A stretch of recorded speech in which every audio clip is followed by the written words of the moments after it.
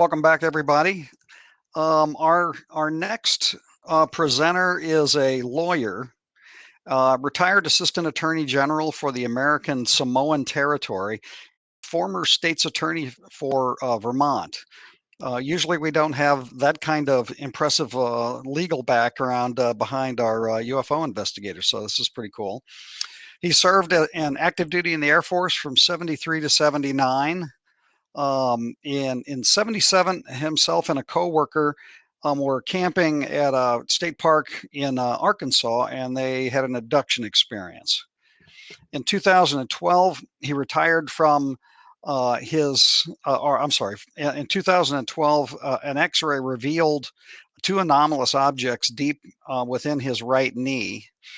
And retired from civil service. He's now free to speak openly about his experiences.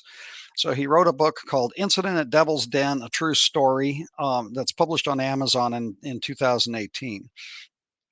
He speaks candidly at UFO conferences and about the UFO phenomenon and campaigns for open, honest disclosure. So today he is going to share the complete story of his abduction experience from the Devil's Den State Park in Arkansas. He's also going to share how he was interrogated twice by agents from the United States Air Force Office of Special Investigations, and was also visited by Luis Elizondo, the Star Academy guy who is also the host of the TV show Unidentified. You might recognize that name and his face. So please join me in welcoming Terry Lovelace. Introduction for us, and I appreciate it. Thank you. Hi, I'm Terry Lovelace, and thank you for listening. Thank you for being here. We only have an hour, so I'm going to fly through this because I got a lot to tell you. 1977, I was active duty Air Force working at Whiteman Air Force Base, which is in western Missouri, working in the emergency room as an EMT. I was a medic, enlisted guy. I was an NCO, first responder. And I worked the night shift from 11 p.m. to 8 a.m. And I worked with a guy named Tobias. And Tobias and I were best of friends. And one night he walked up to me and said, "Hey, man, I got an idea. Let's go camping." And I looked at him like he's nuts because I'm a city kid from St. Louis, Missouri. I had never been camping in my life. And I was pretty darn sure he had never been camping in his life. He was from Flint, Michigan. So I'm like, what's up with the camping? And he said, "No, listen," he said, this is a great idea. His thing was astronomy. He was an amateur astronomist, a physics major, and he lived to watch the night sky. And it's curious, I never had an opportunity to ask him where that fascination with the night sky came from. So he wanted to go down there and be free of light pollution and watch the night sky. I was an amateur photographer. I wanted to photograph wildlife. So that was my interest in the trip. So in June of 77, we drove from Whiteman Air Force Base 6.5 hours south to Devil's Den State Park. It's an Arkansas state park in the northwest corner, just across the Missouri border. And I didn't know it at the time, but the place really has a kind of a dark background. I wish I had more time to go into. So we went down and we agreed in advance not to stay in the campground because there would be light pollution there and my friend couldn't watch the night sky. And we'd also have people to the right of us, people to the left of us. Like he said, he might as well camp in, Walmart's parking lot. So we decided we're going to be real outdoorsmen. We're going to find our own spot. And that's what we did. And we took a road. We dodged the ranger station, took a road and drove till the road turned to gravel, till the road turned to dirt.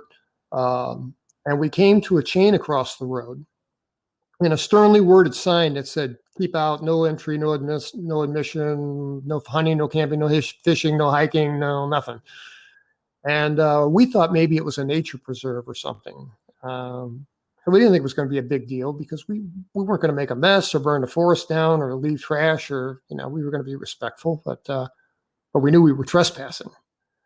We found out later that that part there's a sliver of land that's in Devil's Den. Well, it looks like it's in Devil's Den State Park, but it's actually not part of the park. it's actually owned by the Bureau of Land Management. So it is federal property, and entry is still restricted to this day. So we came to this chain, and I thought, well, we could turn around, find another way. And my friend in the passenger side of the car was pretty observant. He says, no, wait, man, I got this. He hops out of the car, and what the rangers had done is the park rangers just looped the chain and put a padlock on it to make like a noose, and they draped it over the opposing post on a nail. So he hops out of the car, picks up the chain, drops it to the ground, chink, and we're in, And we drove into the park feeling like Lewis and Clark. I mean, we were over the moon. And we drove in, and it was kind of odd in retrospect. We would have had to make about 15 turns left or right to get to this place. There's a plateau that's still there. It's visible through Google Earth. And it's a plateau, the top of which is level with the treetop of the surrounding forest. And you can't see it unless you're right up on it, because it's the same height as the surrounding trees. So we stumbled upon this place and drove up this dirt road and crested the top of this hill, and it opened up into this beautiful meadow. And it was just a gorgeous place. And we set up our camp, and we had a tent set up in back of us, and we had some inflatable air mattresses we bought from Kmart, and made a little campfire between us. And, we did all the fun stuff you do when you're camping, because this was all new to us. And, we had a great day. And we're on these air mattresses having a conversation at night. And we're speaking across the campfire. And I noticed that, and this is going to sound cliche, but I swear to God it's true, that the noises of the forest stopped abruptly. And it was dead silent. And just a few minutes earlier, we were having to raise our voices to be heard across the campfire because of the crickets and the tree frogs, and all that stuff just fell silent. And it unnerved me. It struck me as weird or unnatural or something. And I asked my friend, of course, like he's going to know. And I said, hey, man, is this normal? Has it got awful quiet out here? And he's like, yeah, look, we've been laughing and cutting up, and we've just quieted them. They'll be back. So I tried to put it out of my mind, but I still felt unsettled. And we carried on some conversation. And my friend has his head turned to the left, and he is focused on something on the western horizon. And I'm about to ask him, hey, what are you looking at? When he tells me, or asked me rather, hey, Terry, were those lights there before? And I'm like, what lights? I mean, we were in a remote location. The only light we could see was there was a distant glow on the eastern horizon from the regular campgrounds that was some miles away. So there was nothing out there, especially back then, 1977. It was just forest. So I didn't know of any lights, and I couldn't see him because his torso was in the way. So I had to stand up and take a step back. And then I could see on the western horizon, there was this cluster of 3 little stars, all about the same brightness, in a perfect tight triangle, just sitting on the horizon. And they were too far above the horizon to have been lights from a train or a parking lot or something. They just looked out unnatural. They didn't look like they belonged there. And I thought maybe it's an airplane headed directly in our direction. So we really can't see the movement yet until it varies its course by a degree or two. But it didn't. And while we're watching it, we're talking about what this thing could be, and it moves. But what it did was it rotated. It rotated like it were on an axis and turned to the right about 120 degrees and aligned itself where the base of the triangle was parallel with the horizon.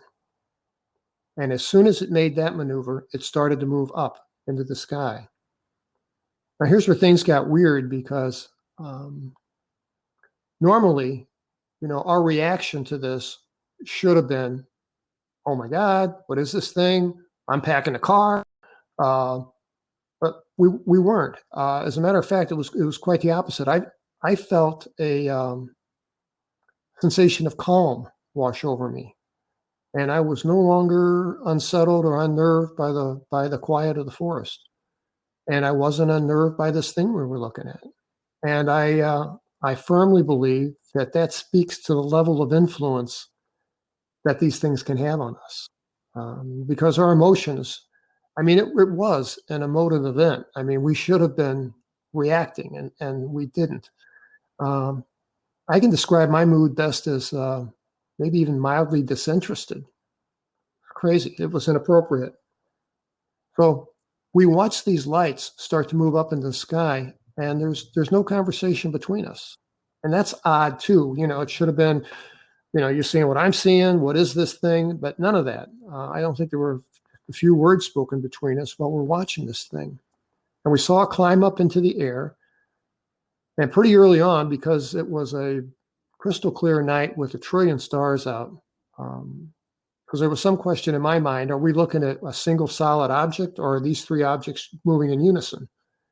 And pretty soon it was clear there were three, it was one solid object, because the sky was a dark blue, but the area inside this triangle was jet black. And it climbed up into the air until it reached the ceiling. And then it tilted over and did where it was parallel, where before it was climbing straight up, it tilted so that it was now parallel with the earth again. And I'm guessing 10,000 feet. I mean, I have no point of reference. But then it started like a glide toward us.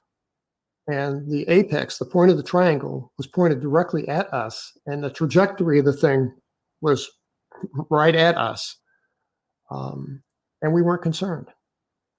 And we watched this thing as it grew bigger and bigger, and the triangle, the lights spread apart, always remained equidistant to one another. And, we could see it was a solid object. And it did this weird thing. It did this tumbling motion where the apex of the triangle would dip down, and then it would do a complete somersault. And it did that twice. And I had the feeling, and this is just an assumption on my part, but I had the feeling that this thing was doing this for our benefit. It was its way of saying that it's moving with purpose. It's not just out of control somehow. And it cruised in and hit our visible horizon at, I'm guessing, about 5,000 feet. And the plateau where we're camping, where our campsite is elevated. Like I say, it's level with the tops of the trees. And this thing came in and descended a little bit more and made a dead stop, then abrupt stop right over this little meadow that we're staying on top of. And thankfully, we had camped off to the right near the tree line. If we'd have camped in the middle, this thing would have been right over our heads, which would have been very uncomfortable. But, we were mentally, we were in a weird place. And we just watched this thing come in and stop.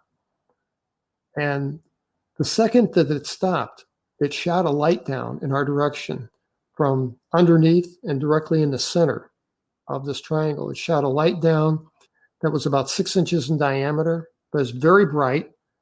And it had the quality of white light, like a high power searchlight that cuts through fog. You see a column of white light. That's what this was like. But of course, there was no fog. It was just the white light. And it came on like somebody hits a switch, and it landed directly in the center of our campfire. And it stayed there for maybe 60 seconds. And then it, again, turns off like someone hits a switch. And then immediately afterward, there was a laser that came down. And lasers were kind of a new concept in 1977. I'd seen them on television, but I'd never seen one in real life before. And this was a purplish blue, it was an odd color, purplish blue laser, about the diameter of a pencil. And it originated from that same spot underneath the triangle.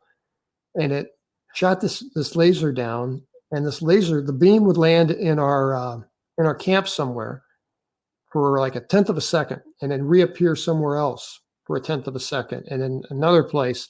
So it kind of danced all around our campsite. But the interesting thing was it struck all the stuff that we had brought. It struck me in the chest twice, at least. I didn't feel a thing. I know it struck my friend. It struck our tent, my car, my friend's backpack, his cooler, all the stuff that we had brought with us. And I had this feeling, this thing's checking us out. And I think that's true. I think that's what it was doing. And that lasted a couple of minutes. And then again, just suddenly and abruptly, it turns off. And my friend and I are just sitting there in the quiet.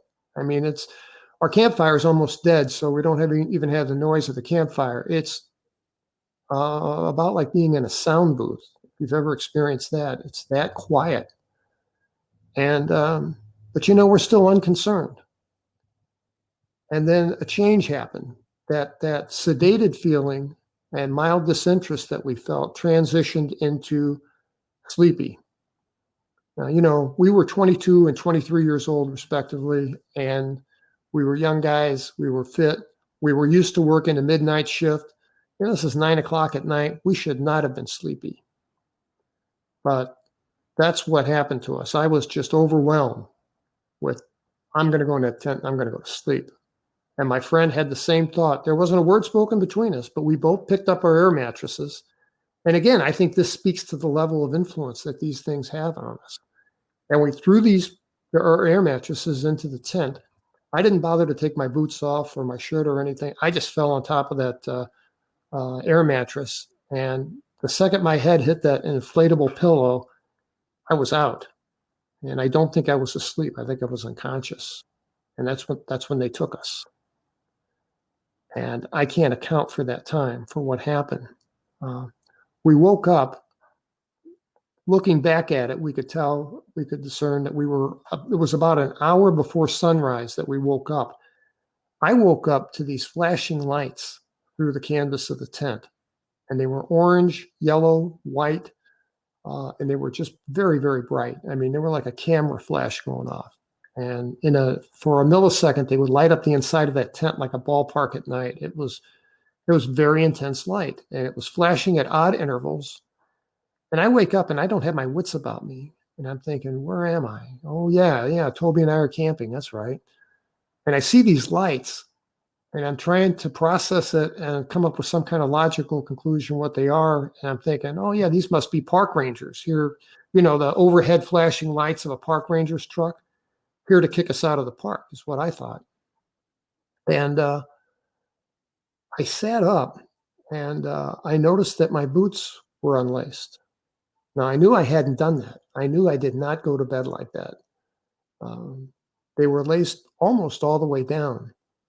And, one thing the military drills into your head is take care of your feet, and I would not have left them like that. I would have taken them off, or I would have laced them up properly, which is how they were lit. That's the condition they were in when I went to sleep. They were laced up to the top. But I wouldn't have left them unlaced like that. I mean, if God forbid something, you had to run, you couldn't run because it'd be a trip hazard. And I just would not have done that.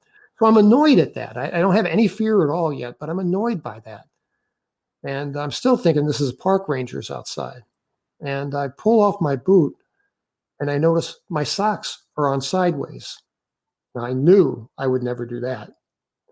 So I take them off, I put them back on, I put my boots on and lace them up, and I turn my attention to the left to my friend who's on his knees peering outside the tent at something. And he's fixated at something, and I ask him, I said, man, what are you looking at?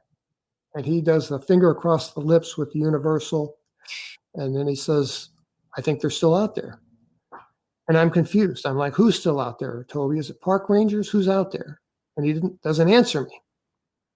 So I got to my knees, and I pulled back the flap on the right side of the tent on my side, and I looked out, and I saw that this thing, which I'd really pretty much forgotten about, that was over the meadow, almost over our heads at 3,000 feet, had descended in the middle of the night. And this thing is now 30 feet over the floor of this meadow. And it is enormous. It's a city block long on each leg of the triangle. And it's deep. It's like 5 stories deep. And I have no idea how this thing could have done this without it being seen in 5 counties. I don't understand that at all. And it's like I said, it's 30 feet off. It's right in our face. It's 30 feet off the floor of the meadow.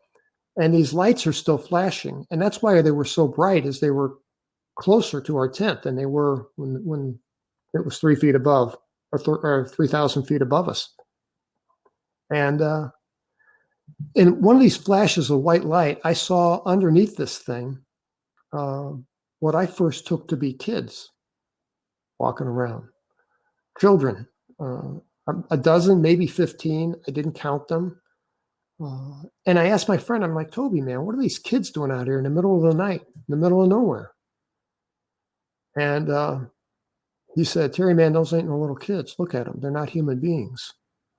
Don't you remember? They took us. They hurt us.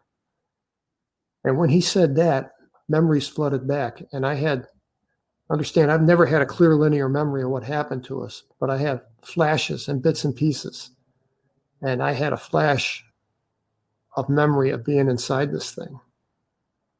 And that's when my fear went from 0 to over the top. I was absolutely terrified. And I'm looking outside, and I'm scared to death that one of us are going to sneeze or cough or do something to draw their attention. And we had no way of knowing that they were long done with us, you know. So we watched them, and they were walking around this meadow, and they were paired up in 2s and 3s. They were about 3 foot tall, maybe a little less, and they were gray, but they were too far away for me to tell if they were wearing a garment or if that was just their natural color. Their eyes were black, but they weren't the exaggerated, huge black eyes like you see in motion pictures. They were more like a pair of wraparound Ray-Bans. And their heads were disproportionately large to their torso. They had long, spindly limbs, and they walked with a distinctive gait. They walked like their legs were hinged to move backward, like an inch or two with each step. And I looked at them, and I noticed in one of these flashes of light that my friend had tear tracks down the side of his face, because that white light would illuminate the saline in the tears reflected against his skin. And I'm really scared at this point. And while these guys are walking around the meadow, they're not walking in our direction, thankfully. Another light comes on from underneath this thing. And this light is 30 feet in diameter. It's about as broad as this thing is tall off the ground of the meadow.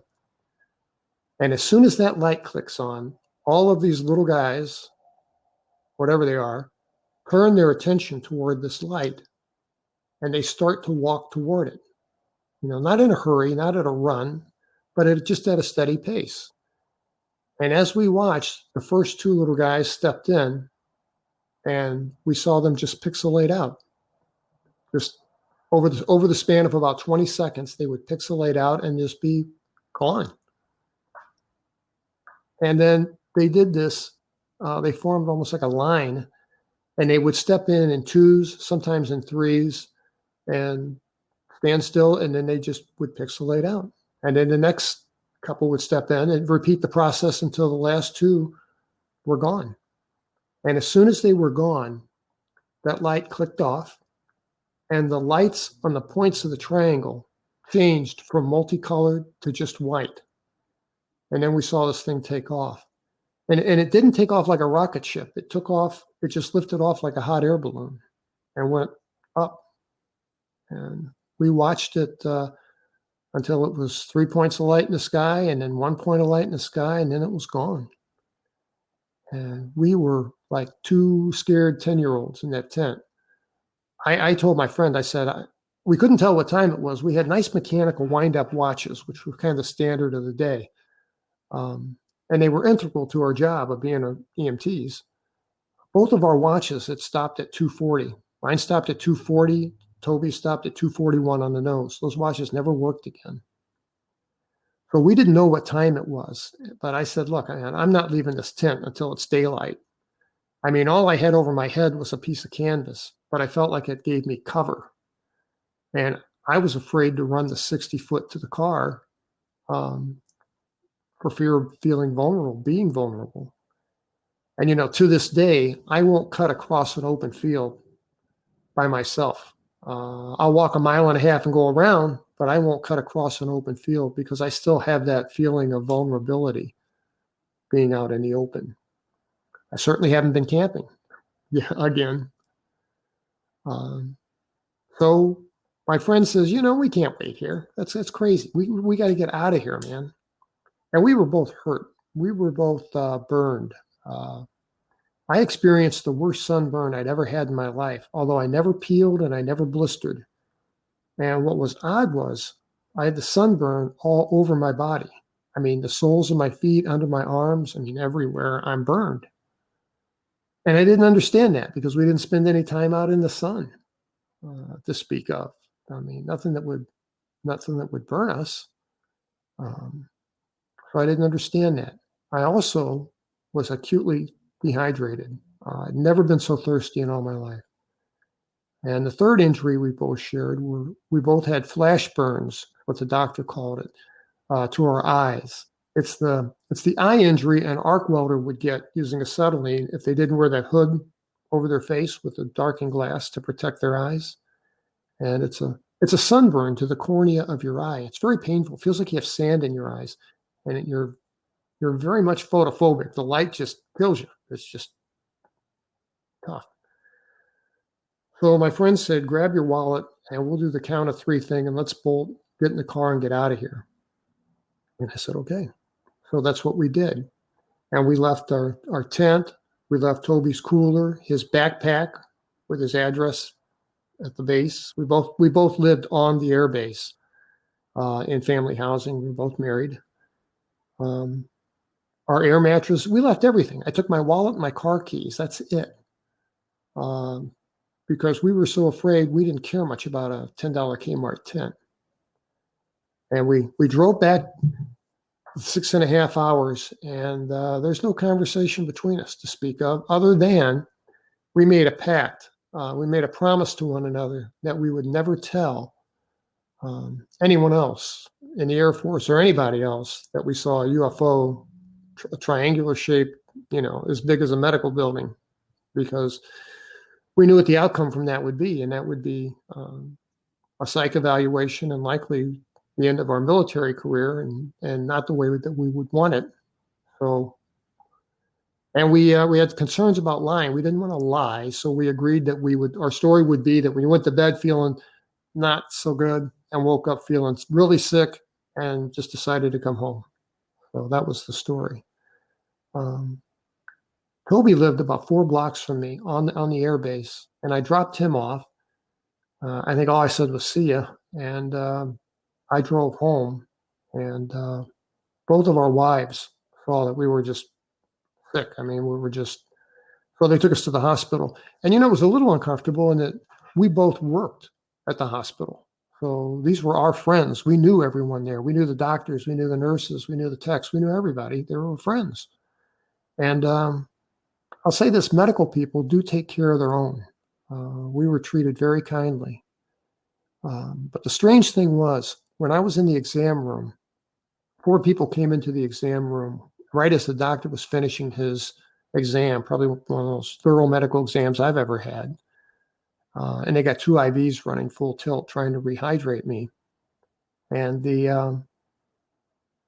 these 4 guys come into the room. It's the hospital commander, who I knew very well, the base commander, who I knew of but had never had any interaction with, and 2 guys I didn't recognize in civilian clothing.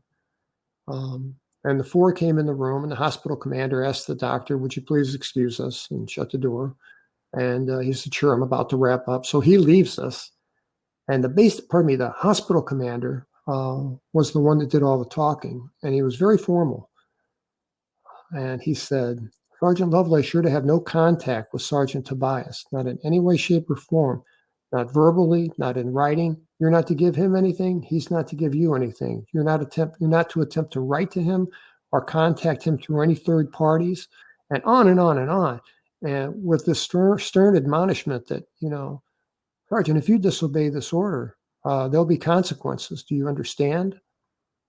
And I understood consequences. As far as the reasoning behind the order, not really. But on the way back, something had changed.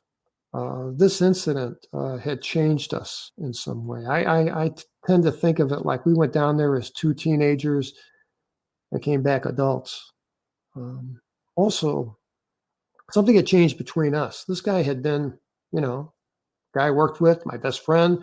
Our wives were friends. Lots of times on our days off, we'd barbecue or play cards together. So we were friends on a social level as well. And it was odd. I didn't want anything to do with the guy. And I can't reconcile that emotion, but that's what I felt. And so when they gave me the order to have no contact with Toby, I was pretty much fine with it. And they hospitalized me. I was hospitalized for 3 days and 2 nights. On the second night in the hospital, about 9:00 p.m., my night nurse, who I knew well, came in with an injection for me. And they kept the lights turned off because my eyes were sensitive to the light. And 2 guys in blue business suits followed her in as she came in. And one was about 50 years of age, one was about 30. And you could tell these guys were cops. I mean, they were police. I mean, they had their jackets were open, and you could see the shoulder holsters that they wore. And the older of the 2 did all the talking. And he said to the nurse, he said, if that's going to sedate Sergeant Lovelace, it's going to have to wait. We need to ask him a few questions. And they pulled out IDs and badges and flashed them to her. And she kind of left. And as she's walking out the door, he says to her in a harsh manner, he says, and shut the door on your way out. And I thought, man, that's not called for, But a lot of this interrogation that I got from these 2 OSI agents, and just for those who may not know, in the Air Force, there is the security police. And then within the security police, there's a special investigative division called the OSI, or Office of Special Investigations. OSI is to the Air Force what NCIS is to the Navy, if that makes sense. So these guys show me their IDs. And, looking back at this and having worked as a prosecutor, I know that a lot of this was just theater. But I was 22 years old. I didn't have the benefit of life experience, certainly didn't have a law degree under my belt. So all I knew was I'd never had any interaction with law enforcement. So I'm scared to death. My first thought was we burned down the forest. My first thought, because we didn't pour water over the campfire. And here's what I assume happened, is that park rangers probably saw that chain down across the road and assumed that someone had been there and drove in and checking the place out. They found our little campsite. And Toby's backpack had his address, which was WAFB for Whiteman Air Force Base, and zip code and a phone number. So I believe that one of the park rangers must have called the air base and said, hey, a couple of your airmen are down here. Looks like they set up a little campsite, and it looks like they're planning on coming back because they left all their stuff. Well, we certainly didn't have any plans about going back. So in this interrogation, this agent, the guy, maybe in mid-50s, asked me, he says, you left your campsite down there. You left all your stuff. He says, you had plans on going back, I guess. And I said, no, sir, we were just sick and just wanted to come home. And then he said, is this about marijuana? You guys got a little marijuana plot growing down there? Is that what this is all about? Well, some may chuckle at that today, but I'll tell you, being active duty in 1977, that would have meant big trouble, like Leavenworth kind of trouble. So that scared me. And he read me my rights under the Uniform Code of Military Justice, never told me what I was charged with or even if I was charged with a crime. He did say, that little spot that you found, that's federal land. That's not state park. And I thought, well, so what? We went camping. We didn't go there and destroy anything. But he seemed to make a big deal out of that. And maybe it was a big deal. So the captain that was there, his cohort, who's in his 30s, who took notes but never said a word, he leaves. And this major, the older guy, gets down right next to my ear and he says, son, in this deep Southern accent, he says, son, I know, and you two knuckleheads stumbled onto something when you were out there, and I think you know what I mean. And I didn't know how to answer him. So I didn't. And then he got a little more forceful and said, oh, I know you know what I'm talking about. And all I want to know is how many pictures of it did you take? And, you know, without thinking, I blurted out, sir, I never took a single picture. And he just smiled because he had his admission. He had what he's looking for. So there would be a second OSI investigation, and I'll jump to that. I'm kind of jumping around here because really to tell this thing fully and for it to be a cohesive story in a linear fashion takes about 4 hours. So bear with me here. I'm kind of rushing through this. They cut Toby orders to Japan at light speed. So they separated the two of us and got him off the base. And if any of you know or may be familiar with a gentleman named Robert Hastings, he's famous for a book he wrote about 15 years ago called UFOs and Nukes. And Robert has become a friend of mine, and he said that this is very common. He said we had two people, you know, he says we're not just talking about seeing a saucer dart across the sky or something. He says when two people or more experience a more intimate event with non-human entities, that standard procedure is, irrespective of the branch of the service, it's all the same. They separate you. They'll break everybody up. The band will disband, and everybody will go in opposite directions. So I went to see Toby. I was ordered not to have any contact with him, but I thought one last time I wanted to see him. I thought I owed him that. Shake his hand and wish him well. I still couldn't reconcile the difference in my feelings toward him, but that's the way it was. So he only lived 4 blocks from me, and we're coming home from the base grocery store one day. My wife is driving; it was her car, and I said, "Stop at Toby's house. I just want to run in and tell him goodbye." And she's like, "Oh God, don't violate an order." She said, "Terry, I'm afraid of these OSI people." And I said, "Yeah, I am too, but look, I'm going to be in there all of 4 minutes." So she relented reluctantly and pulled over, and I hopped out of the car and I ran up to the door, same doorway I've walked through 100 times before. And I did what I always did. I opened the door 4 or 5 inches. I knocked on the door 3 times real loud and yelled, "Hey guys, it's me." And then I just stepped in. And as I did, Tammy, Toby's wife, walked past me, and she had a lamp in her hand, and they were moving. They were packing up to move. And as she walked past, she glared at me and said, "You're not supposed to be here." And I said, "I know, I understand. I'm not here for any kind of confrontation. I just want to wish you well and wish my friend well." And she didn't say anything. She just walked out to the garage. But Toby had heard this exchange, and he came down the hallway. I was still standing in what you would call a foyer, right, little area by the front door.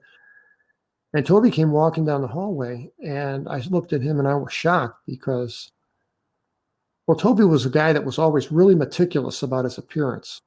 He was the guy that always had his shoes shined. He was the guy that always had a crisp white uniform and always had a haircut within regs and was clean shaven. And I was kind of the slob of the duo, but he was real meticulous about his appearance. And he came around the corner and he just looked terrible. His hair was all sideways. He hadn't shaved. He had on a dirty T-shirt, barefoot, and dirty jeans. And I was shocked by that. But then I thought, you know what? The guy is moving. I got to cut him some slack. He is in the process of moving. And, it wasn't what I expected. I kind of expected this little visit to be, I guess the word now is closure. I kind of expected to find some measure of peace in this event, and I didn't. From the moment I laid eyes on it, it felt awkward. It didn't feel like it used to. And I thought that I would I thought it'd be appropriate maybe to embrace the guy, give him a pat on the back and say, great working with you, we'll miss you, good luck, all that stuff. And I didn't, and I held back from that. But he walked up to me, and we both held out our hands at the same time for a handshake and missed each other and finally managed this inelegant kind of handshake. And he was about 4 inches shorter than I am. And he walked right up to me, just a few inches away from me, and he looked up. And his eyes were bloodshot, and he looked like he could cry. And he said, "It happened, didn't it, Terry?" And I said, "Yes, my brother, it really happened. You're not losing your mind." And I broke eye contact with him, and I looked down at my shoes. And then he said, "Yeah, but why us?" And that, for some reason, those two words hit me like a slap in the face. And I said, "Man, I don't have a clue." And I turned around and I ran out of the house and ran to the car. And that was the last time I saw my friend. There was a long story about his decline and what happened to Toby. I wrote a second book called Devil's Den: The Reckoning, and that's just out. It went out around Christmas time. It was #1 in new releases. It hit #1 bestseller list on Amazon in February. So both Incident at Devil's Den and Devil's Den: The Reckoning are on sale at Amazon. But I say this because The Reckoning has the complete story of what happened to Toby in it. Some weeks later, Toby is gone, and the first sergeant came and said, "The commanding officer wants to see you." I went to the CO's office, and he told me, he says, "The security police, or pardon me, the OSI would like to have a conversation with you. They're sending a car for you." And he says, "I suggest you don't keep them waiting." And I'm like, "Yes, sir," dismissed. And I ran out the front door of the building, and sure enough, there's this blue police car that pulls up. And it stopped, and guy gets out, and he says to me, "Sergeant Lovelace, I got a name tag on half across my chest." I said, "Yeah, that's me." And he says, "Hop in." He opened the door for me, and I got in the back of the police car, and he drove us a couple miles to the security police headquarters, to a building, and parked the car, said, "Follow me." And I followed him. We went up to a set of double locked doors. They buzz, and then you open them. Step in, you wait for that door to close, then you buzz again. And so it's a double lock system. And then he took me down this long corridor with interrogation rooms on either side. And they were alphabetized, A, B, C, D. And I was in the last room on the right, room E.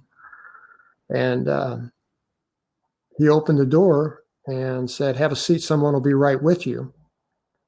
And I did. I went in, and there was a 1950s style metal desk with a padded, nice chair on rollers that was comfortable. So I had a seat at the desk, and small room, about the size of my guest bathroom, just small room.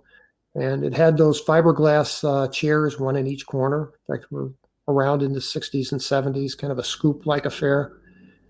And that's all that was in the room. There was a General Electric schoolhouse-like clock over the door. And to my left, there was a mirror on the wall that had been framed in with wood all around. And I thought, who's going to be grooming themselves in an interrogation room? It's got to be some kind of two-way affair. And I really wanted to get up and cup my hands and look through the glass and see if I could see anything. And I didn't. I wasn't comfortable doing that. So I sat, and I sat, and I sat, and I sat there about 3 hours. It was almost noon before they got there. And like I say, in retrospect, this is kind of police interrogation technique. Let the anxiety build and build. And it did. And the two agents that visited me in the hospital came in, and they said, "Well, Sergeant Lovelace, Well, first of all, they ignored me, but they kicked me. The guy in charge kicked me out of the comfortable chair and took it. So I had to move to one of the fiberglass chairs. And he sits down and he says, well, we might close your case today. Would you like that? And I said, yes, sir, I'd like that very much. Of course, I still had no idea what kind of case I had. I assumed it was for the trespass, but I knew, I don't know how they knew, I knew that they knew what we saw. No question in my mind, based on what he said to me when in the hospital room. And he said, you're going to be hypnotized today, and we're going to ask you some questions. Now, I found out that this wasn't that unusual.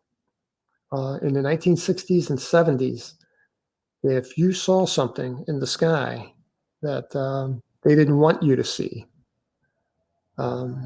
they would do this. They would hypnotize you and give you a drug called sodium amytal. And I've had many, many emails from people. In the back of my book, Devil's Den, there's an email address in the epilogue. And I said, look, if you've had an experience and you'd like to tell me about it, I'd love to hear about it. I promise I'll return every email. And to date, I've had over 1,600 people email me since I put the book out in 2018. And I've had a lot of active duty people tell me that, yeah, we saw something and they broke us up and told them about their interrogations. So the reason, I'm guessing here, this is another assumption. I don't have anything to prove this, but it makes sense. I think the reason they took so much interest in me was because I had a reputation within the squadron as being an amateur photographer, and I was. I had a little darkroom set up in my house, and I think they were really afraid that I had a 36 exposure roll of film of pictures taken of this thing. God, I wish I had. I'd be sitting on an island somewhere today. A nice $1 million from National Enquirer or whoever I could sell that to, but I didn't. And that's kind of a long story in itself. I actually left my camera at home. However, my friend Toby had a camera in his backpack, sitting a foot from him. And what's crazy is neither one of us had the thought to take a picture of this thing. And again, I think that speaks to the level of influence that these things have on us. Because especially if you know anybody who is an amateur photographer, you know that they're to the point of annoyance of taking pictures of everything. And I don't understand that, but it never crossed my mind. So the two agents sat there for a while, and then there was a knock at the door, and another major entered. He had oak leaves on his collar, but he wore no name tag, which is unusual. And he came in and greeted the two agents. It's obvious that they knew one another. And then he carried himself more like a priest or a therapist, but not like a military officer. And he's got a little shaving kit under his arm, and he holds out his hand and he said, "Sergeant Lovelace, it's so nice to finally meet you." And I shook his hand and I said, "Yes, sir. It's nice to meet you too, sir." And he pulls up a chair. He kicked the major out of the comfortable chair and it was on rollers, and he rolls it up right next to my personal space. And he sets his little shaving kit down, and he says, "Sergeant Lovelace, for purposes of today's little exercise, may I call you Terry? That is your name." And it just felt creepy. And I said, "Yes, sir." And he says, "Don't you mean yes, Brad? That is my name.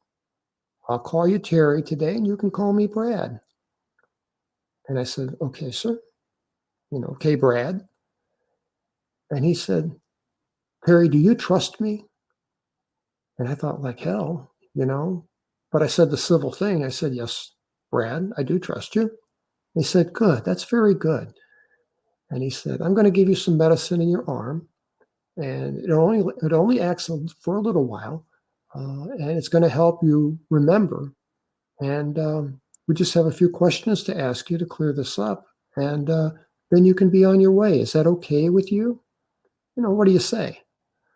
Now, I had been taking classes on base through Central Missouri State University that had an extension campus on the base in psychology. My undergraduate degree is in psychology. And I'd had a good year under my belt. And I knew, I was no psychologist, but I knew that I could not be hypnotized against my will. That I knew. So I was determined to resist the hypnosis any way I could. And I did. And but the drug I had no control over. When he gave me the drug, it was bam, and I was in a different place. The classification of the drug, sodium amytal, it's related to sodium pentothal. It's called a short-acting hypnotic, and I can see why they call it a hypnotic, because it puts you in a very, very strange place. We went through the hypnosis process, and I don't think that I was hypnotized. I really don't. He had me progressively walk down a flight of stairs, and he had this smooth voice like a radio announcer. And he's like, okay, Terry, I want you to visualize a stairwell in your mind's eye, see the stairwell going downstairs, take that first step, feeling relaxed, feeling warm, feeling comfortable. Take that second step, feeling 10 times more relaxed, feeling at ease, feeling comfortable. Take that third step, and on and on and on till I accomplish 10 steps. And in my mind's eye, I'm going up the stairs because I'm going to resist this with anything that I can. And I had the thought, I'll give this guy half my mind, if that makes sense. But in the other half, I'm going to keep occupied. I'm going to play Beatle music. I'm going to go through Rolling Stones and lyrics and multiplication tables and whatever I can do to try to keep a section of my mind out of this guy's reach. And I tried doing that. But as I said, I had no control over the drug. And he asked me, he said, while I was under the influence of the drug, to start this thing, he says, Terry, you and Tobias went on a little camping trip, didn't you? And I said, yes, Brad, we did. And he says, my, that must have been exciting. And I said, yes, it was. And he said, and I understand you saw some funny lights in the sky. Now, I'm assuming that they'd already done this to Toby is how they knew. But again, that's an assumption on my part. I don't know how they knew. But I said, yes, Brad, we saw some funny lights in the sky. And he said, they weren't funny lights at all, were they, Terry? And I said, no, Brad, they weren't. And he said, who were they? And I said, they were the space people. And I could not believe those words came out of my mouth.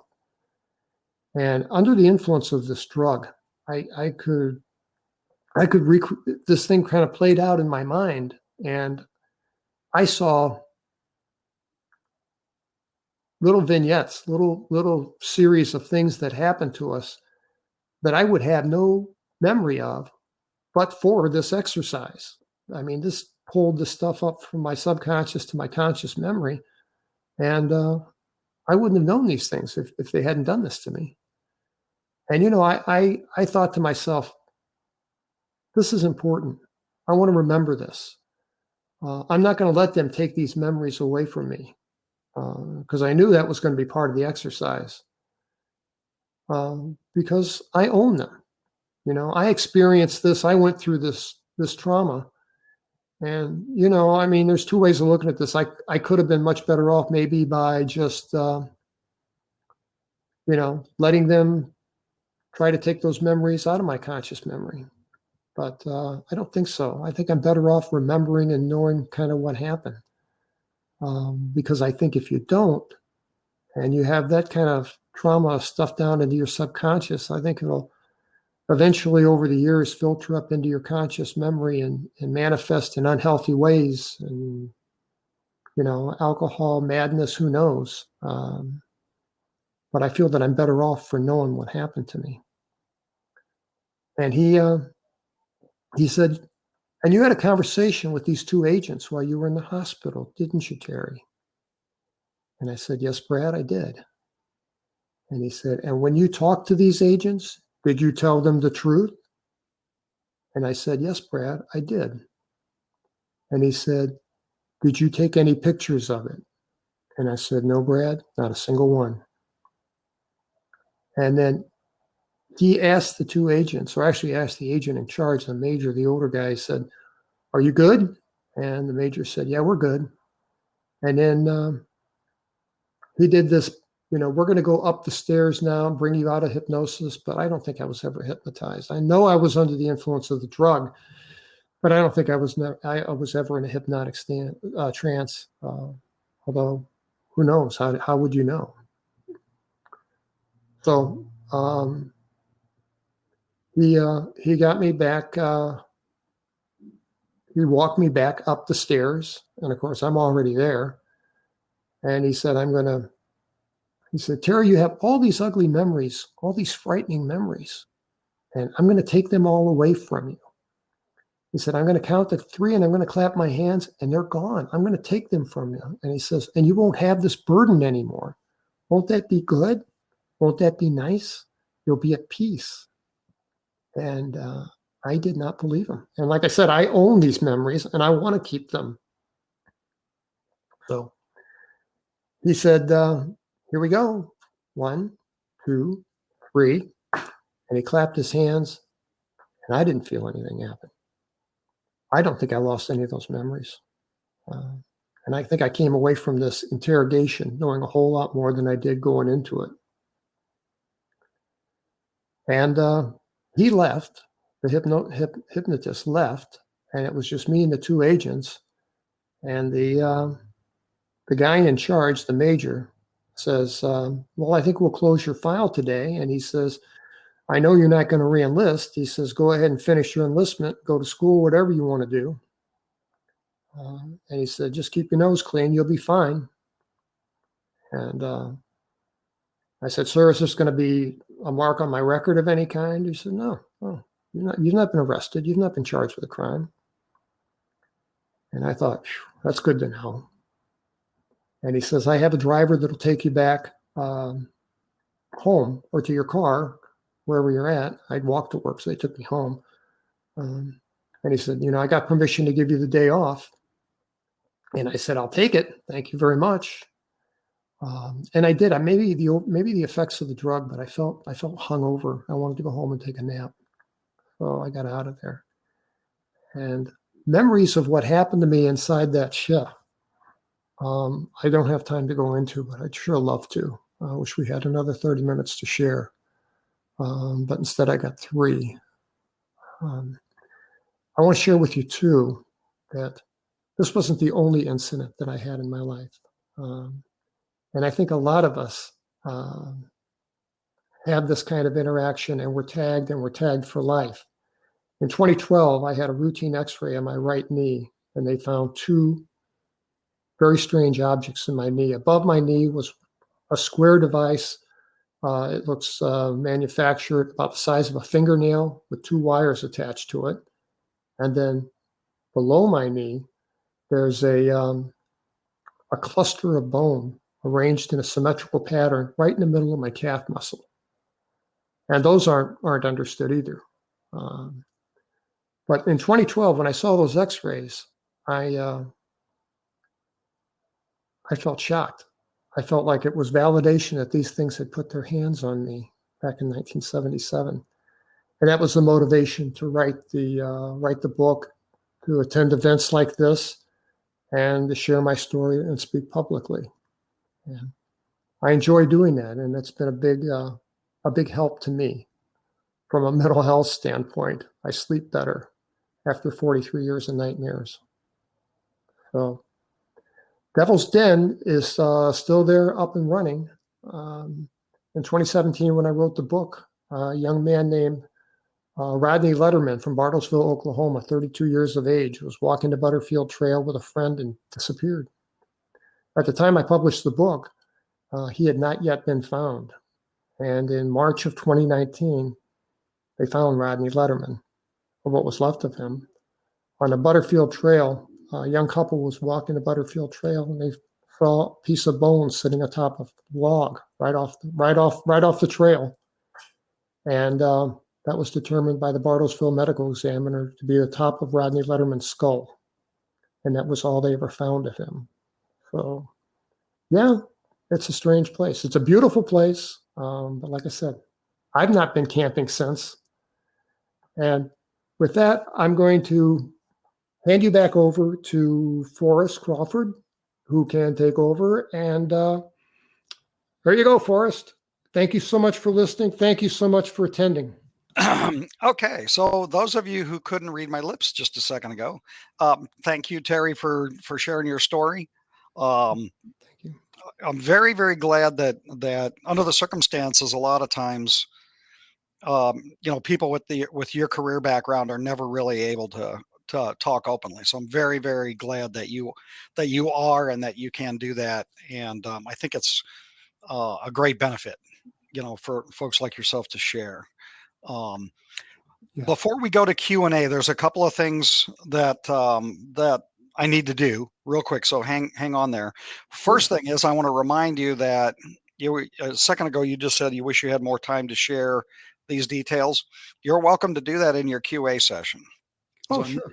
basically, the next speaker doesn't start for an hour. Half of that hour is your Q&A session. But if you go over, um, so feel free to give us more details if you want to in a couple minutes. I will. I will. Thank you very much. Very kindly. When we reach the end, just turn you back. Say I'm going to turn you back over to Forrest. Yeah, if it starts getting too close to when the next speaker is supposed to start, we'll jump in on you. But I'm always here lurking in the background. So and so's Adnan. He's really the wizard behind the curtain. Okay. Yes. I'm the green face that shows up in the fire, you know. If everybody's going to follow the Wizard of Oz reference there. So a couple things I need to cover real quick is I want to we've had a lot of new people sign into the conference a little late this morning. So I want to mention again how to get to the question and answer sessions. So the sessions are always after the first hour of the speaker's presentation. The presentations take place in what's called the stage. So if you look on the left side of your screen, you'll see it's called stage. That's where we're at right now. So that's where the presentations happen. The Q&A sessions happen in the under the tab called sessions. So in a minute, when I'm done yammering here, you click on sessions and then click on Terry's icon or plaque or board or whatever you want to call it, and it'll take you into the question and answer. So it's like we're doing a question and answer session in another room, not in the conference hall, right? And then you'll come back to the stage at the time for the next speaker to start in about an hour. So that's how that works. I just wanted to cover that real quick for the folks who just joined, within the last hour or so. And one other thing I want to mention is the very bottom icon on the left that says Expo. If you click on that, it takes you to our vendor page where we've got vendors that are selling lots of cool stuff. So go there and check out the vendor page.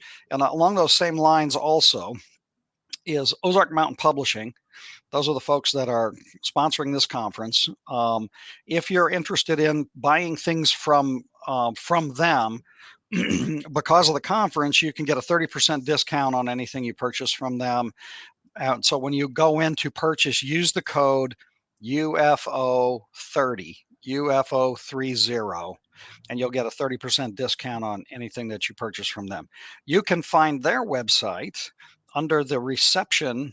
Hang on, I'm going to, if you click under the reception tab and you scroll down to the bottom, there's an icon down there you can select to go to Ozark Mountain Publishing's website. And okay. UFO 30 is their code for the discount. Just curious, are my books on the website? I didn't check the merch. I don't know. I don't know. It's a good question. Yeah. Everybody should go looking for Terry's books.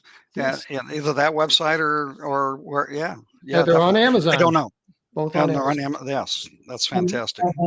Buy them here if you can. You're not part of the Ozark family. No, I don't mean that in a bad way, but anyway, it's not an Ozark publishing book. So, but if you could give out your book now before you go over to Q&A, you can do that as well. Any websites where people could purchase. So. Oh, sure. Yeah. Sure. I'd like to do that real quick. Yes, I have a website, terrylovelace.com, that's really not well maintained. But if you go there, there are pictures of my x-rays, a drawing that I did contemporaneous to the event of the thing that we saw.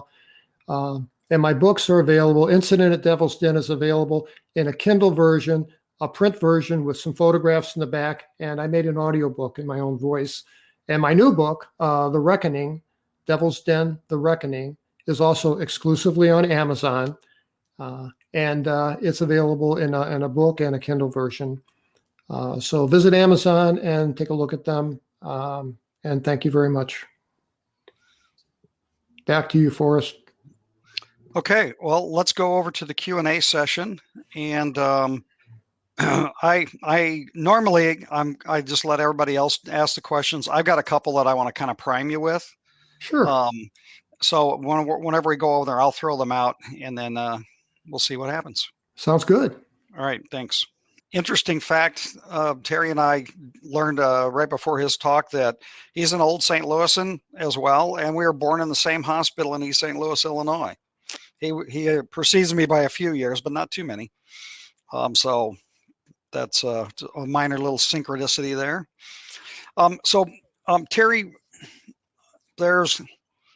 I've been poking around Missouri, for a long, long time looking at UFO stuff. And this is also one of those 4-hour-long conversations. I'm going to boil this down to something I'm going to throw out to you, and you can make whatever comments you want about it. But Whiteman Air Force Base, you were stationed there. Lots and lots of weird secret things have gone on there over the years, including the development of the B-2 bomber. There's another base, I guess, that's very secretive, hidden underground, that's not too far from Springfield, Missouri, that plenty of very, very weird stuff goes on, including lots and lots of UFO sightings in and out of this particular area. A good friend of mine and someone who's spoken at this conference several times also, Dave Marler, did a lot of research down in that area whenever there was a UFO flap going on. So moral of that story is, especially with Missouri being a cave state, Arkansas is not too much different, obviously. There's a lot of weird underground stuff going on.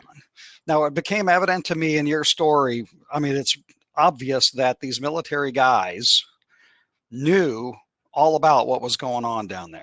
No, they knew it was going on ahead of time.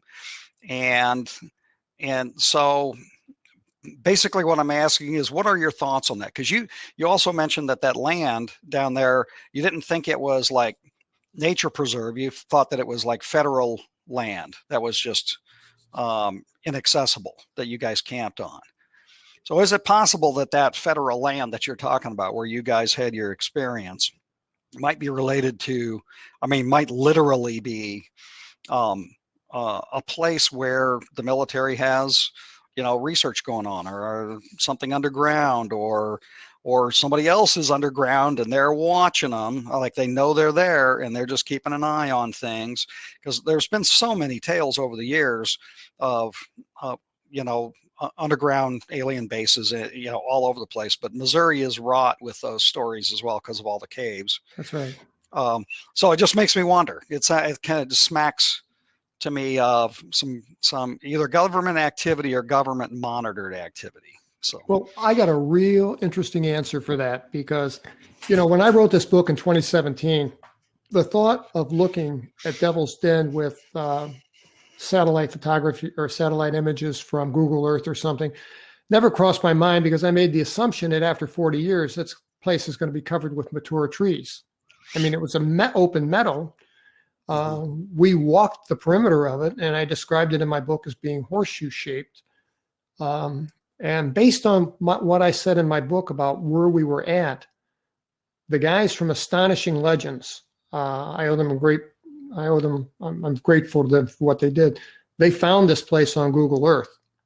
It's identical to how I described it, except it's triangular shaped instead of horseshoe shaped, which I find interesting. But it's still there. You can go to Google Earth and find it. It's an elevated plateau. It's plain to see that it's, a plateau. Now, here's the interesting part.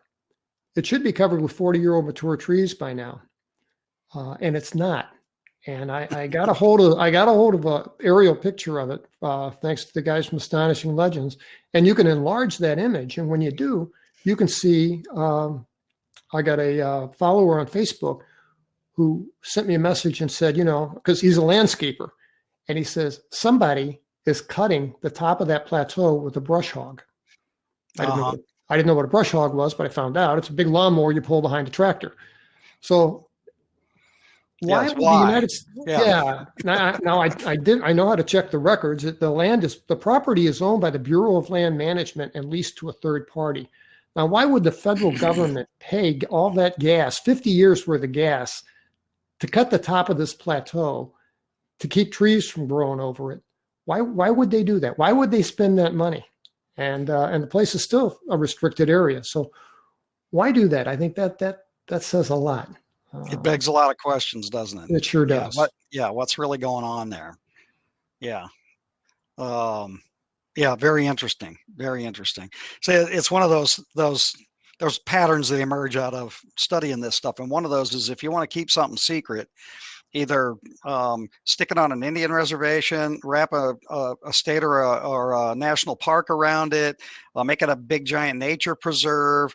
That limits people's access. And so, now you can have, either stuff hidden or activity going on that goes unnoticed by doing that. And the people who manage that is the Bureau of Land Management.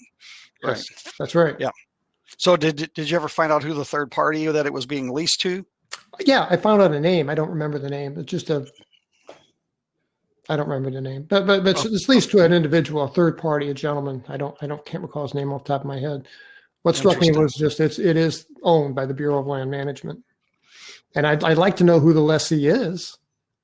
Well, I'd be interested if they own a mining company, because there was some of that in Missouri as well. Some very strange land that was owned by mining companies, and mining companies that were specialized in large bore construction. So these are the guys that drill big giant holes in the ground horizontally to create workspace under the ground or whatever. That was their specialty. And then it turns out that they were being guarded by a military contractor, basically. So it's like, it's an old abandoned mine site with brand new barbed wire being guarded by ex-SEALs and special ops guys. Those are contract employees, so they can't be FOIA. Can't send them a Freedom of Information request. Right. They got no badges and patches. They just got guns. That's all they need. Interesting. Very, very interesting. Yeah. Well, thank you for sharing. Your story just triggered so many memories of these other things that have gone on around here. I wanted to ask you what you thought about that. So. Yeah, it's a good question. Thank you. All right, so I'm ready for. I see a couple people have asked some questions related to. Do I have any reservations about speaking publicly, that I might have a backlash from the United States Air Force or the United States government in any way? And I want to address that question, because the answer is no. I do not fear that at all, because I'm vocal and because I'm visible. And the more vocal I am and the more visible I am, the safer I am. I've had a few kind of weird experiences I don't have time to go into, but I'm not afraid. I think I'm doing what I'm supposed to be doing. People want to know, I'm just going to jump in here and say, people want to know what happened to me on the ship, and I'm going to tell you. Again, I don't have a lot of memories, certainly not a clear linear memory, but I've got some vignettes of what happened to me that I'd love to share with you, because I think they're interesting. They're hard to believe, but this is my experience. This was my subjective experience, and this is what happened when I was aboard the ship. I don't know how they took us out of the tent, and I don't know how we got aboard this ship, but we were suddenly, I opened my eyes, and I was inside this thing. And the first thing that I noticed was, and I don't know, they could have taken us and then transported us somewhere else, because the place that we were in, from the outside, this triangle looked like it might be the size of a medical building. the place that I opened my eyes and I was inside of was as big as an NFL stadium. And I don't understand that discrepancy. Like I said, it's either they operate under a different set of physics than we do, or they took me to another location. I was holding my clothing and my boots between my arms like this. And I could perceive that my buddy, Toby, was to my left. All I could move was my eyes. And I'm rolling my eyes all over. I can't move my head. I would have loved to have been able to tilt my head back and see how far up this thing went, because it was enormous. It had multiple layers of walkways all around it. And there was a big open atrium. And I could see that everything was brightly lit. I think that's what injured my eyes. I never saw a light fixture. It was weird. Light just seemed to emanate from everything. Everything was either a bright white, stainless steel, and the floor was like a padded gray. And I remember that these little guys that I had seen out in the meadow are walking all over the place. And they're walking with purpose. And I do have my theory about what they are. And people will disagree. And there may be more than one species of gray. So I respect everybody's opinion. This is just my experience. I don't think these grays that I ran into anyway, I don't think they're living sentient beings. I don't think they're sentient in the way that you and I are, self-aware and self-determined. I think that they're like little robots, maybe, combination of some biological material mixed with nanotechnology and quantum computing and God knows what. But I think they're manufactured. And I think they're purpose-driven. I saw a lot of them, and they were all busy. In my book, I referred to them as worker bees, and I think that's an apt description. I did see a being that was not a gray, that was about 6 foot tall, and he wasn't gray. He was a chalkish pinkish color. He was humanoid in features, except that he had just a bump for a nose and 2 nostrils, just a bare slit for a mouth. I couldn't see any discernible ears. His eyes were kind of like the grays in that they were kind of black and like Ray-Ban wraparound sunglasses. And sparse hair, maybe no hair. And he was to my left as far as he could be. And I'm straining my eyes as far to the left as I can to see this guy. And just by happenstance, he turns to his right and we locked eyes. And I know this is going to sound strange, but the second that we locked eyes, this guy was in my head. And I mean, he was in my mind. I don't know how he was in my mind, but he was in my mind, and he knew me. He knew my wife. He knew my job, my secrets, my plans. He knew everything about me. And it was the biggest violation of my privacy I've ever experienced in my life. And the second thing was those eyes just reflected intellect. I don't know how else to explain it. I have an analogy that puts it in perspective. And that is, when my kids were little, we had a dog. We had an English setter. Great dog. And he would come over and put his head in my lap, and I would pat him on top of the head. And he'd look up at me with those big brown eyes, and those eyes would radiate to me loyalty, trust.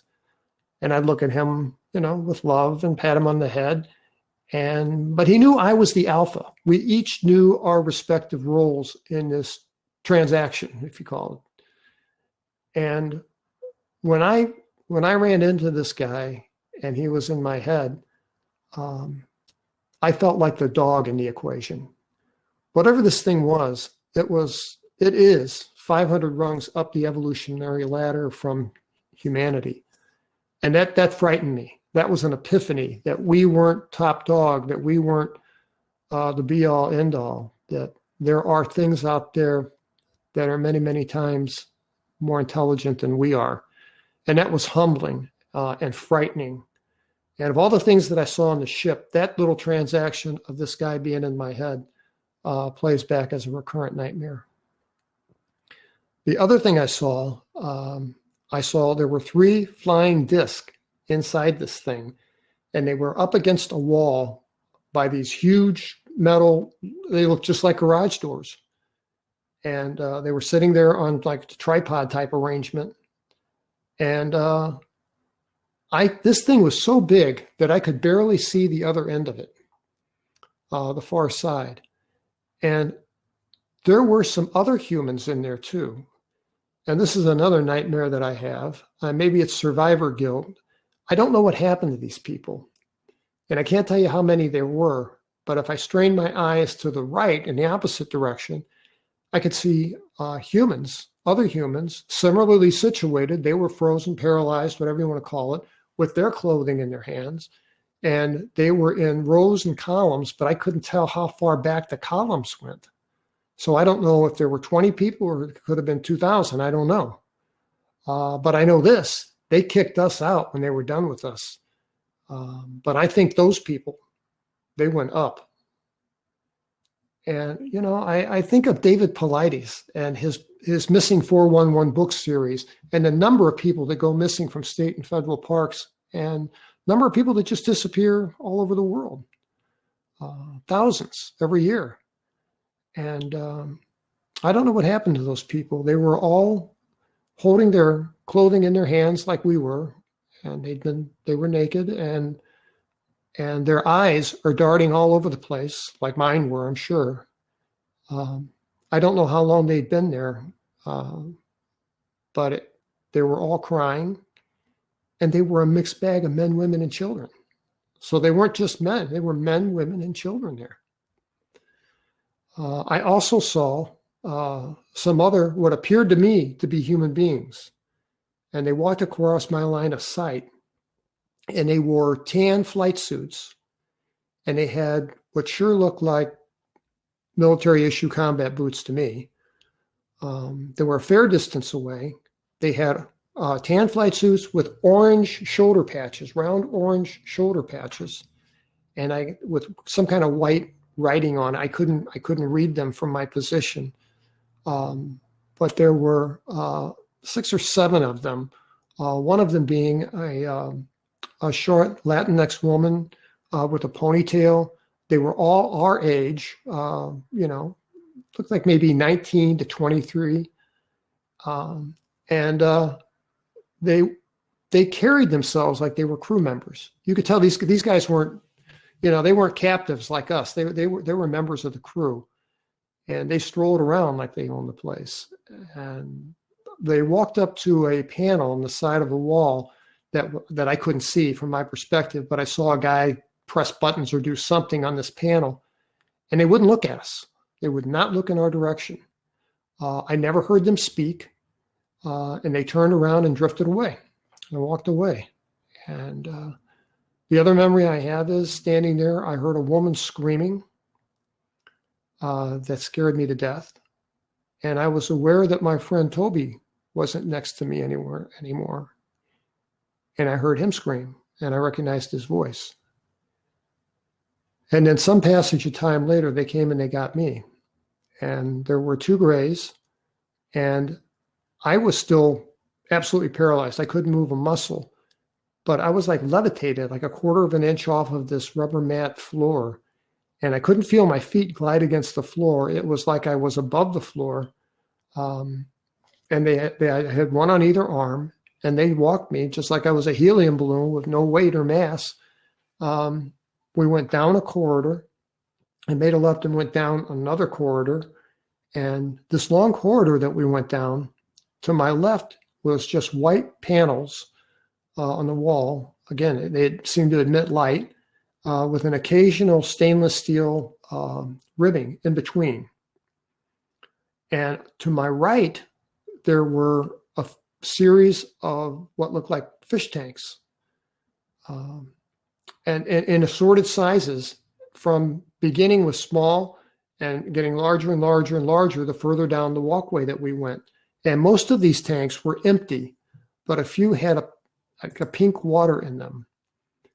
And one of the tanks about midway, with a good size inside a good size like aquarium with pink water was this thing that looked like a puppy. And I mean, it had, you know how newborn puppies have those folds of skin? This had the folds of skin, and it had a free-floating umbilical cord, and it was in this pink water, and it was suspended with its arms kind of like in a fetal position.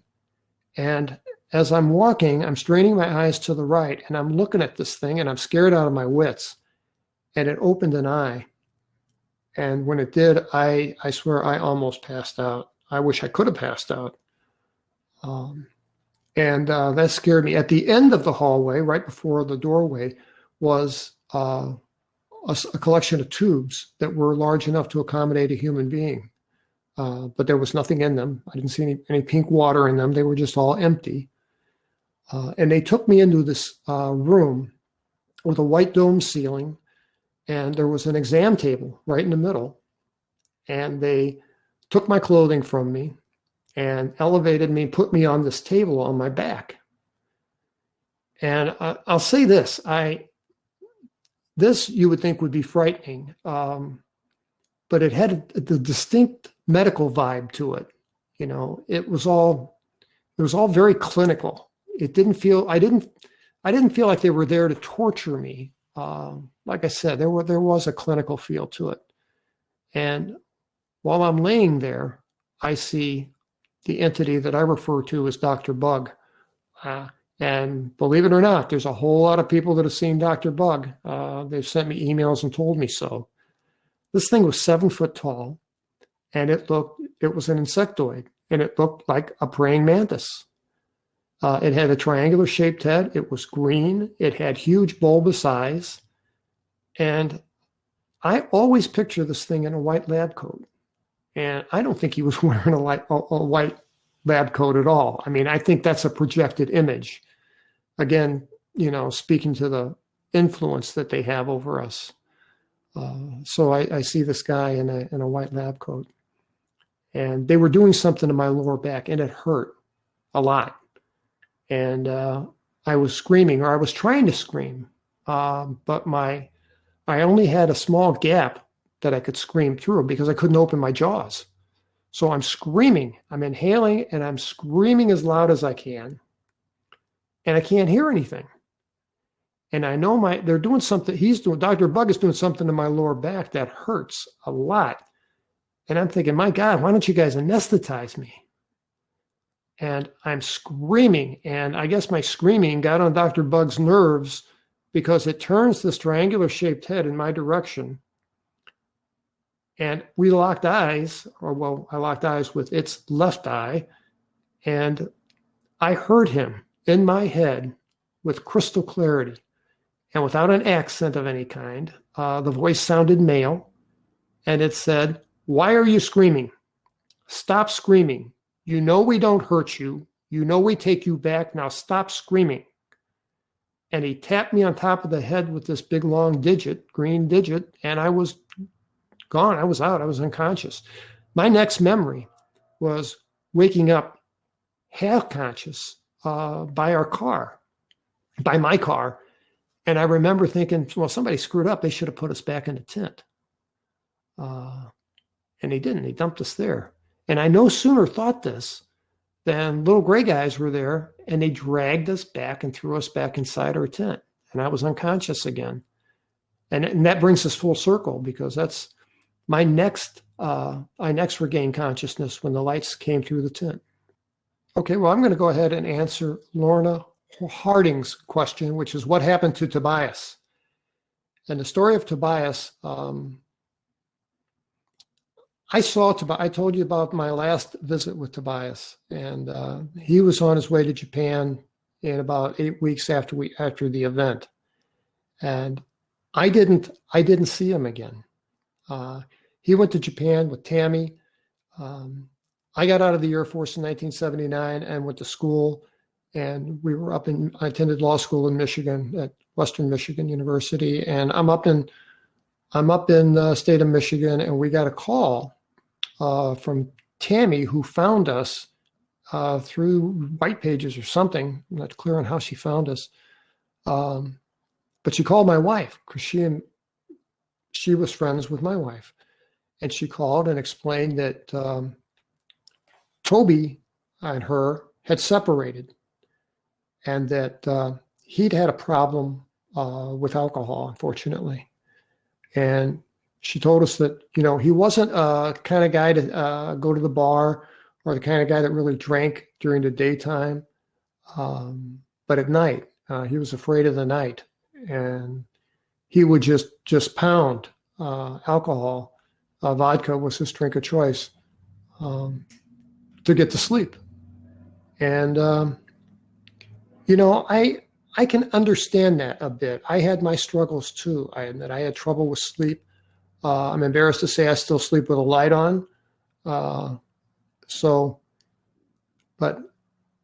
I think this caused him a lot of struggles. He did not adjust to it the way that I did. And I wonder if maybe, and again, just an assumption on my part, if he was allowed to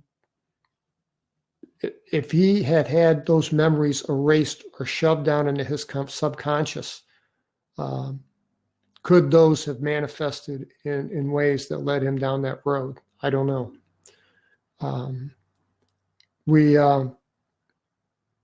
Tammy told us about what happened to Toby, and then later on, I was working on a case with someone involved in law enforcement and on a federal level. And I've worked with them before. I knew them all to be stand-up people, a cut above. And we used to get together and discuss cases and stuff. And just on Fridays, might meet for a beer after work. And one Friday, I thought, I'm going to ask this guy. I'm going to say, and I said, hey, Frank, I'm looking for a buddy of mine I was in the Air Force with. Can you tell me where can you find him for me? And he said, this is FBI humor, by the way. He says, as long as he's not a fugitive, I can find him.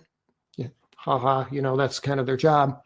But he said, yeah, I can't open a case for you officially, but you know what I can do? He says, as a favor to a friend, I'm happy to see if I can locate your buddy.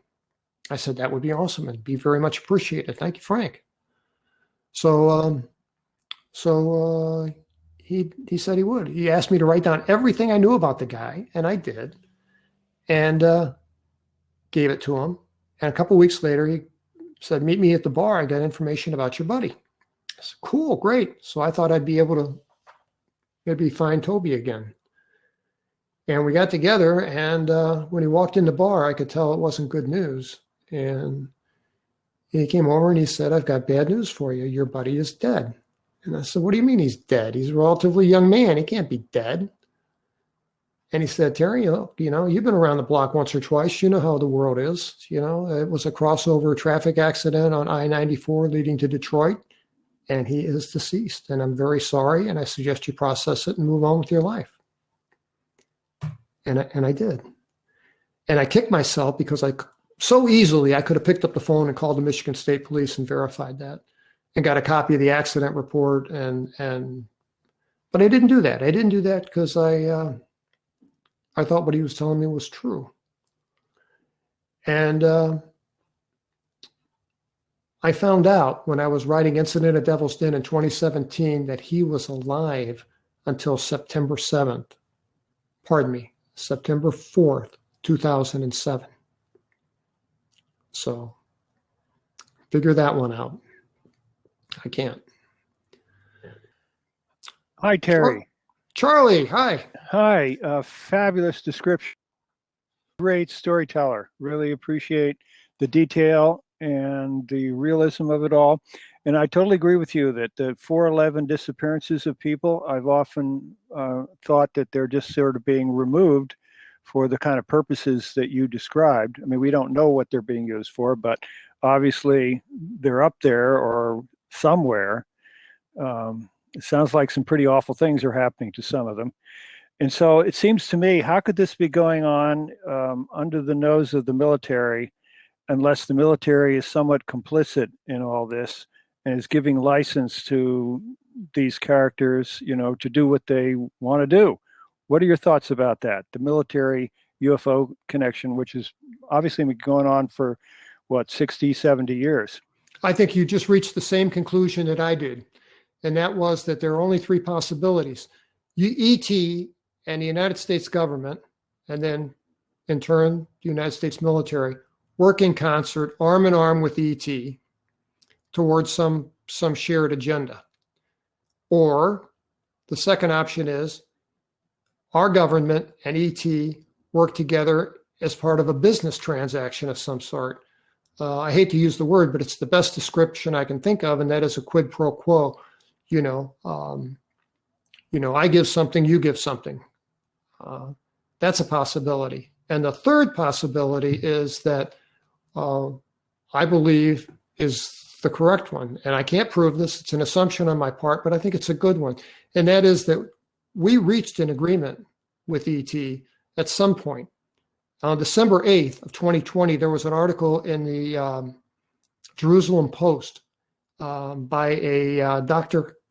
Haim Eshed, who is, I have friends in Tel Aviv who tell me that Haim Eshed is kind of like the Buzz Aldrin of Israel, a very well-respected guy. And he said publicly that the United States and Israel have a pact with what he called the Galactic Council.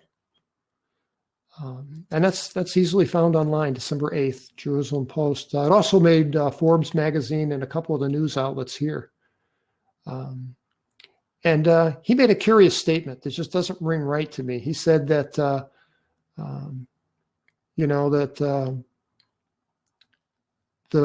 the public is not ready to hear this news until they understand, and these are his exact words, the nature of space and spaceships. Now, that just doesn't ring true to me. Thank you, Molly. Yeah, Galactic Federation is the word he used. I don't get that. I don't get that at all.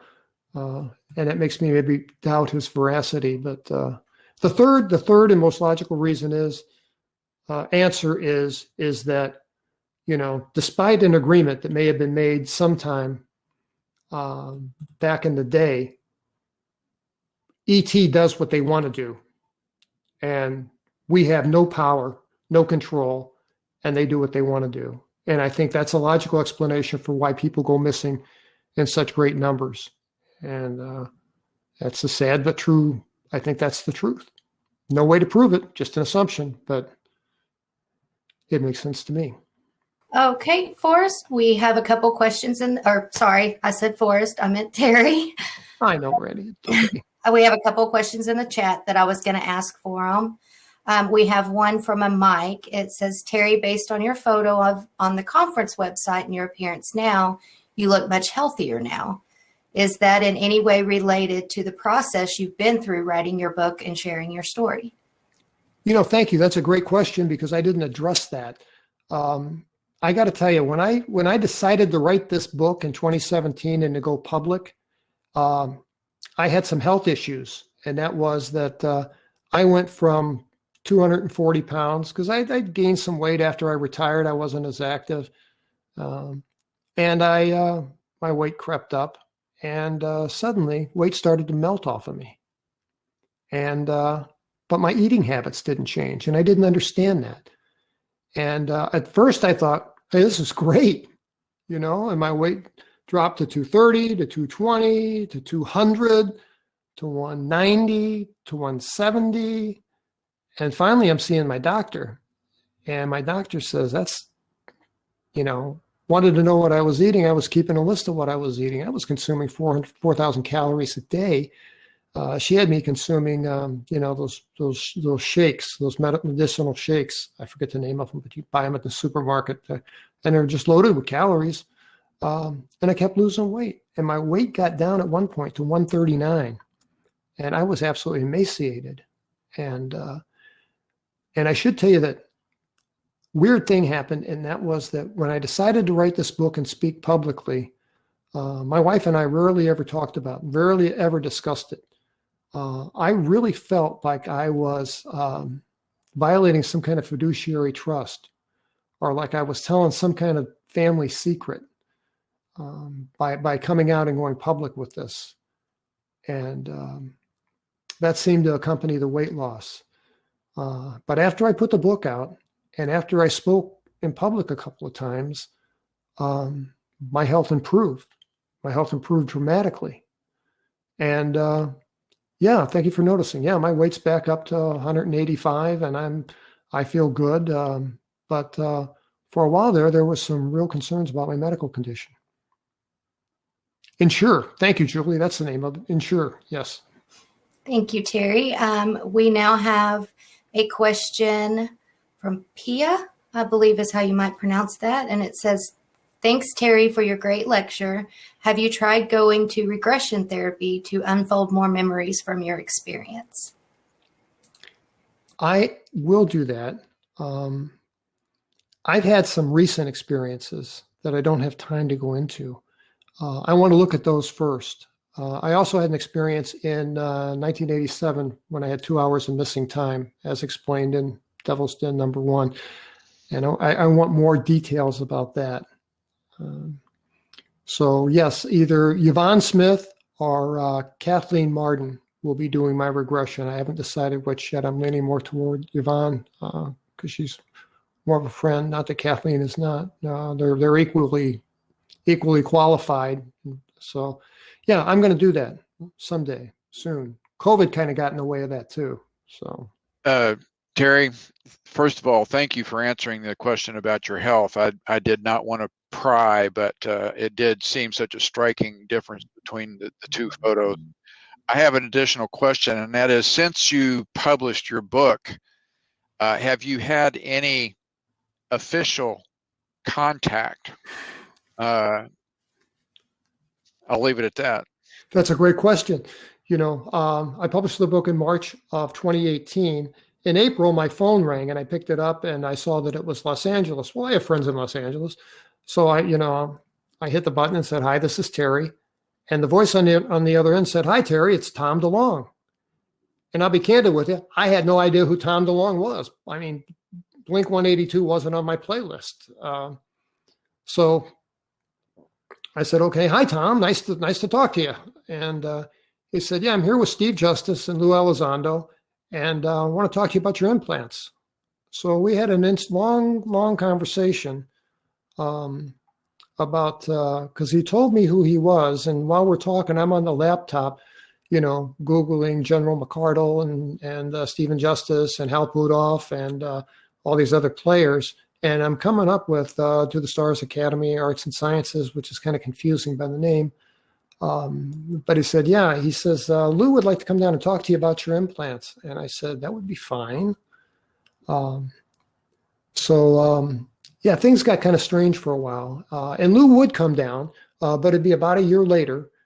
He came down to my house. At the time, I had military helicopters flying over my house. And they would come between 10 and 11 o'clock in the morning, between 9 and 11, when right outside my front door, there was a morning sun and a big tree blocking my field of vision. So my view was limited to the back of the house over the roof at about 180 degrees. And so I could hear them buzzing around the house, and then they'd pop out of the sun or pop out from around the trees. And Lou wanted to come down and see the helicopters. So he flew down and spent 2 days with me, and he brought a cameraman with him, Matthew. And cameraman recorded my story, pretty much the same thing I relayed to you guys today, just in a little more detail. It took about 4 hours. And of course, when he came there were no helicopters over my house. And then we went, when he was done, cameraman puts his camera away, and we went to Louis Cuban. And I said, well, I don't have a Cuban restaurant that I know of, but I got a great place for Tex-Mex. We're in Dallas. So we went to a restaurant and had a nice meal. And we came out, and the cameraman's got all his equipment put away. And as we're walking to our cars, right up the middle of the road flew a huge green helicopter about 400 feet over the ground, doing what had to be 200 miles an hour, just zoom right over our heads. And I looked at Lou, and he looks at me, and he's like, yeah, I get it. So Real quick, second event I had about a year ago. We moved. We moved out of that old house. The helicopters actually got on my wife's nerve, got on my nerves. It was kind of a joke at first, but after a while, it just was not any fun anymore. So we live in a different neighborhood, and we live in a kind of a secluded subdivision. There's no through traffic through here. And I had a silver Lexus parked in front of my house, and the house across the street was vacant for a week. And my wife was like, "Hey, who owns that silver Lexus with the blacked out windows?" I'm like, "I don't have a clue." And but they would come 7 o'clock in the morning. They'd leave around the lunch hour, come back, stay parked till about 7 o'clock in the evening, and then take off. And I thought, I told my wife, says, I think they're checking us out. And I said, I think you're right. So, I mean, we live in Texas, right? So I got angry after about a week of this. And I went outside with a pistol in my back pocket and a camera in my hand. And I walked over to the driver's side window and I knocked on it. And he rolled it down about 2 inches. And I bent over, and in the car, 2 guys in business suits. And I said, "Hey, what are you guys doing staking out my house?" And zoop, the window goes up, car starts, and they drive off. Well, I get a picture of their license plate. And I have some friends in law enforcement still, and I had the plate the plate traced, and it came back to a car rental agency out of Dallas-Fort Worth Airport. And did a little more investigating. And number one, the rental agency doesn't rent cars with tinted windows for liability reasons. Never. And 2, that plate was registered to a Ford Focus that was in service, not to a silver Lexus. So, I think that was, I've had a couple other odd things too, but that I think is one of the oddest. And I think those were government actors of some kind. So yeah. I mean, nobody's approached me overtly and said, showed me a badge and said, "Yeah, we're here to talk about your book and about all these crazy claims you're making." No, that's never happened. But I will say this. Someone asked the question, do I fear that? And I got to tell you, the more vocal I am, the more visible I am, the safer I feel. Okay, you might have just answered some of the next question. We had the question from Kim. With the government not wanting this information to get out to the public and people being disposed of for speaking out, are you and these other speakers not afraid now to speak about your story? Or why is the government not as concerned to shut these stories down as they were in the past? I can say this, and that is that, I have no control over being kidnapped or something, although I do carry a gun with me everywhere I go. I'll tell you that, because in the back of my mind, that is somewhat of a concern. But, if they did something too overt, I'm going to be screaming it from the rooftops. I've got lots of paperwork that if anything suddenly and abruptly happens to me, that my friend at the New York Times will run an article if something untoward or mysterious happens to me, or I happen to disappear. So, I think I've got my ducks in a row, and they probably know that. I got an iPhone, right? Got an iPhone. I got a friend I go to law school with who works for the Treasury Department, and he's no, I don't think they were real estate agents. I got a friend of mine who works for the Department of, well, he just retired, worked for the government, for the Treasury Department. And we talk to each other about twice a year. So I called him up to see how he's doing. "Hey, how you doing?" And he said, "Oh, I'm busy. I'll call you back tonight." He hung up. And on his phone, in DC, there's a little light on his phone that indicates that it's less than a secure line. And he's instructed to, when that happens, to terminate the call and note the number. So he calls me at home from his landline at home and says, "Hey, I think your phone is, quote, less than secure." So what do you do about that? I don't know. I don't know. But that's what I'm told. Okay, and we have a question from Charlie. Why does the New York Times keep publishing non-critical ridicule UFO stories. Is something about to change? There is a New York Times reporter named Leslie Kean. She pronounces her name Kane. It's spelled Kean. She's the one that wrote the December 2017 article about the Tic Tacs. She's an amazing investigator. And she said, it was interesting. We got a call. Rice University is down in Houston. And Leslie Kean from the New York Times and I were invited to speak at Rice University.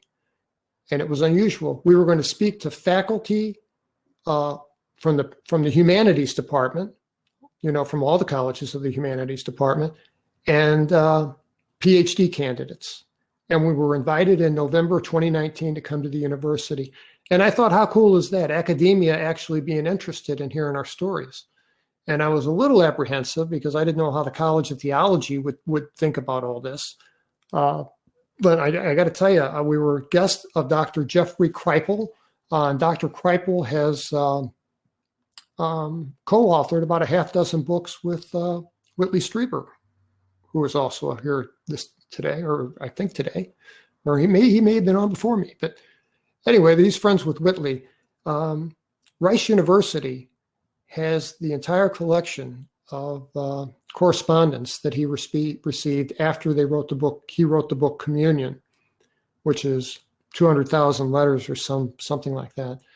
So it was interesting. It was very interesting. So we got to present our stories. I presented on alien abduction, and Leslie Kean presented on the UFO phenomenon. And I'll say this: I think that I can't think of the guy's name. Leslie and there's another male reporter there. I can't think of his name. When they are extremely talented journalists who know how to report and have whistleblowers that they can rely on. And I don't know where their sources come from, but they do an amazing job. And so far, everything that Leslie Kean has come forward with has been proven to be true. Verified by Luis Elizondo to me. And Leslie also wrote an excellent book on UFOs. Her second book is called Surviving Death. And she has it's all about the afterlife. And she has a fascinating show on Netflix by the same name. So, why do they keep publishing stuff about UFOs? Because I think they know the truth. I know there's a lot of people that don't trust the New York Times. I trust them. I trust Leslie Kean to tell me the truth. So hope that answers the question. And I like Mike Austin's comment. They, I think meaning the New York Times, maintain their credibility by sticking to the facts. Yeah, I agree with that. They don't make assumptions. They report the facts. Okay, we have a question from Paul. Is it possible that this is related to Black Project mock abductions?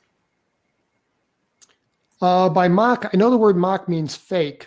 So could it have been the U.S. government that took us?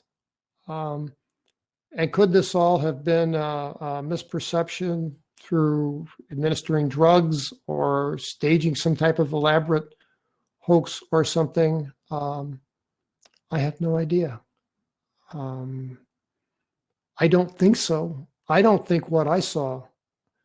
I mean, the craft that I was in wasn't made at Boeing. I'll tell you that. So, anything's possible. But I don't think so. I really don't. I think there are non-human entities that are here and have been here and are interacting with the human race. Oh, Jeanette, the Netflix show is Surviving Death with Leslie Kean. Okay. Do you still want to answer some more questions, or? I'll squeeze one more in, sure. One more? Okay. We have one here from Jessica. It's how recent has the administration of the drug happened according to witnesses who have reached out to you? it seems like something that the military could get away with in the 70s. But more recently, it seems like there would be more oversight or concern with patient consent or other legal rights. I've never heard of anyone similarly situated being interrogated by the OSI or any other branch of the military and using sodium amytal. So the 70s, as far as I know, was it. Nobody's ever come forward and said, yeah, 1980, I had this event. It's all been 60s and 70s. So I think I was at the tail end of that era of kind of rogue agents, I think. Okay. Well, that looks like it'll finish up your questions. We did the one more, and it was very nice having you on. Thank you so much, Brandy. Thank It's nice to see you. Thank you to everyone for participating, and thank you for coming. You're much appreciated, and I hope to see you again sometime. Thank you. Bye, all. Bye.